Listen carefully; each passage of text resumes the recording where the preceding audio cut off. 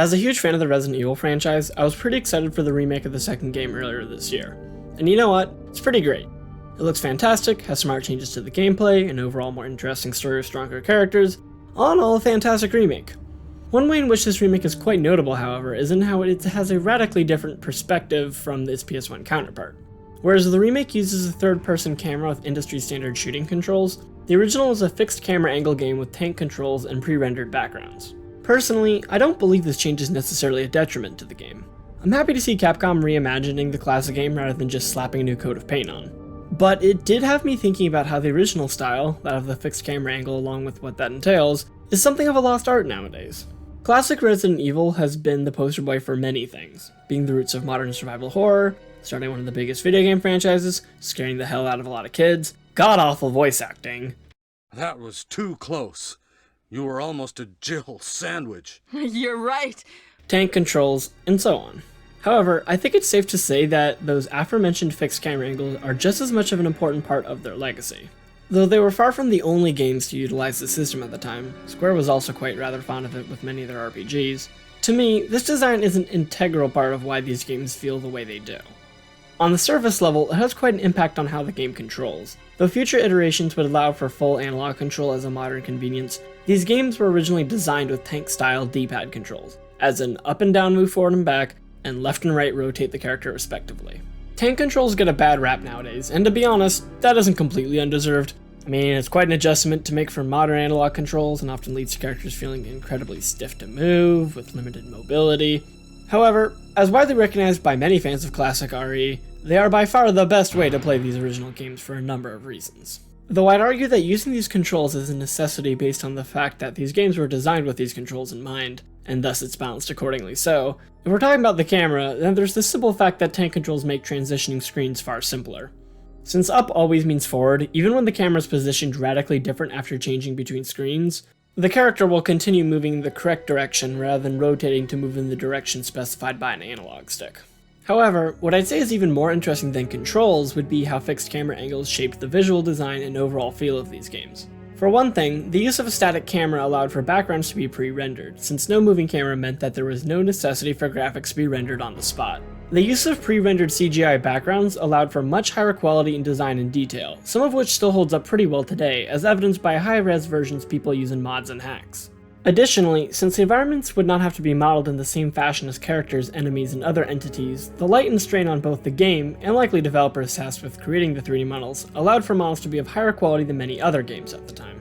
To say the least, the use of fixed camera angles had a pretty big impact on early Resident Evil.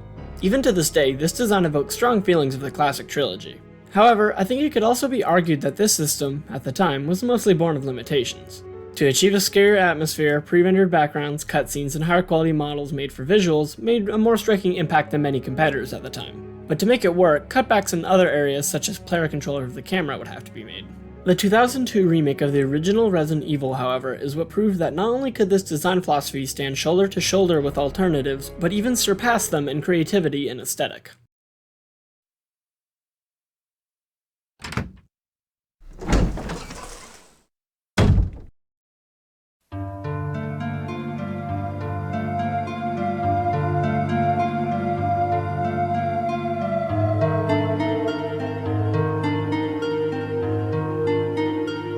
Okay, I'm gonna level with you all before getting into this deeper. The Resident Evil Remake, which I'll be referring to as just Remake here on out, is one of my favorite games of all time.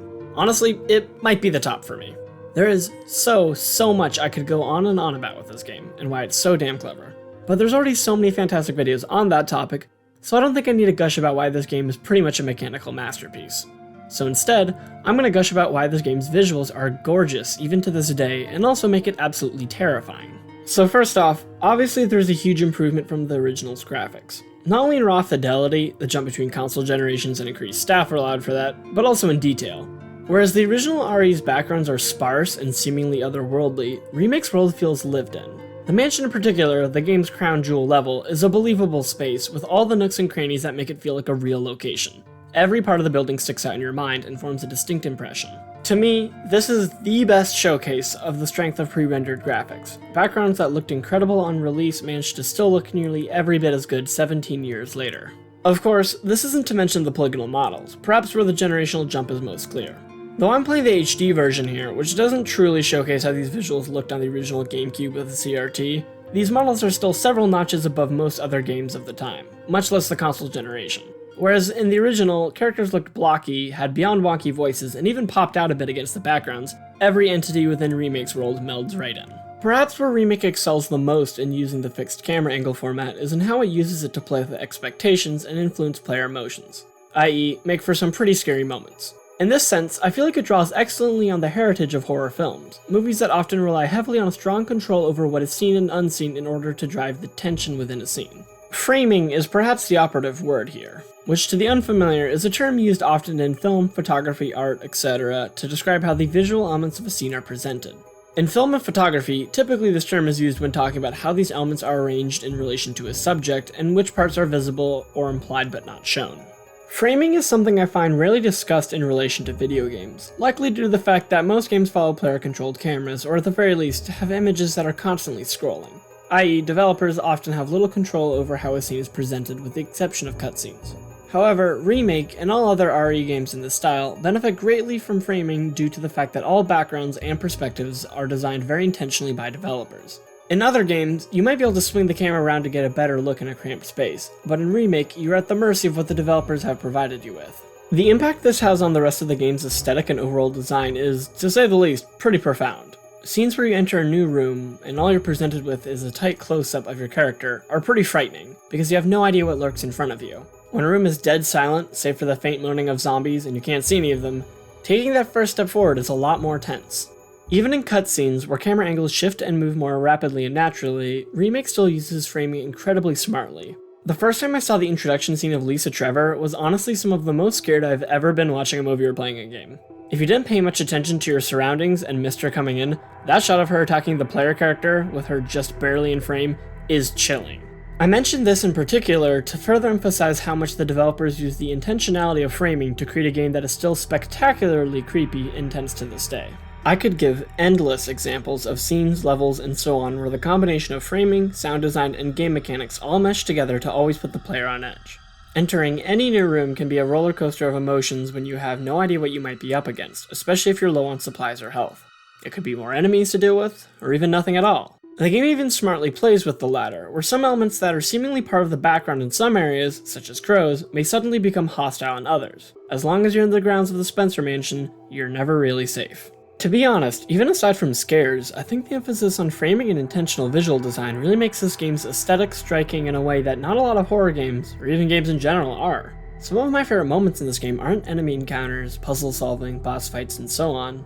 They're often those moments of quiet yet tense exploration that always keep you on your toes. This game manages to really pull off making you constantly feel on edge despite enemies and actual danger being far more spread out than other games. Every time I replay Remake, it always makes me a little sad to think about how it comes from a long gone era. With today's rendering technology, it's understandable that pre-rendered backgrounds and gameplay are pretty much nowhere to be seen. But I still think there's great value in fixed camera angles, or at the very least, taking the lessons learned from them about intentionality and framing. The Resident Evil 2 Remake is a gorgeous, and perhaps more importantly, very fun and mechanically interesting game. But I honestly can't help but wonder what a remake in the style of the 2002 version of the first game would have looked like. And it's a bit of a shame to think that we might never see something like that again. At the very least, from Capcom with this particular franchise. This style of fixed camera angles, pre-rendered backgrounds, and so on does not and will not work for every game. And nor do I think it should.